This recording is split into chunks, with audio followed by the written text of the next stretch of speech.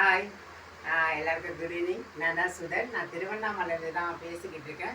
நான் வந்து ஜூலை 30ஆம் தேதி வந்து வயநாடை பற்றி ஒரு விஷயம் வந்து சொல்லியிருந்தேன். அன்றைக்கி வெறும் 100 பேர் மட்டும்தான் இறந்து போனாங்க அப்படின்னு சொல்லியிருந்தேன். ஆனால் 100 பேர் இல்லைங்க, கிட்டத்தட்ட வந்து பார்த்திங்கன்னா ஒரு 350 பேர் வந்து இறந்துருக்காங்க. அது மட்டும் இல்லாமல் வந்து 100 பேர் ஒரு பக்கம் வந்து காணாமே போயிட்டாங்க, ஒரு கிராமமே அழிஞ்சிருச்சு அப்படின்னு சொல்லி கேட்டிருக்கோம்.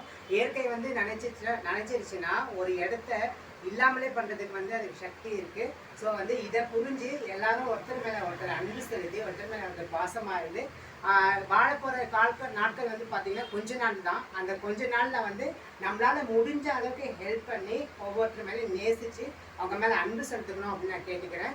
அது மட்டும் இல்லாமல் 350 பேர் பக்கம் இறந்து போயிருக்காங்க. ஸோ அவங்க ஆன்மாலாம் வந்து சாந்தி அடையணும் அப்படின்னு சொல்லிட்டு நான் அந்த கடவுளை பிரார்த்திக்கிறேன். உங்களால் முடிஞ்ச ஹெல்ப்பை அந்த வயநாடு மக்களுக்கு செய்யுங்க அப்படின்னு சொல்லிட்டு நான் கேட்டுக்கிறேன். பிடிச்சிருந்தா லைக் பண்ணுங்கள் ஃப்ரெண்ட்ஸ், கமெண்ட் பண்ணுங்கள், ஷேர் பண்ணுங்கள். Love you all. Take care. Bye.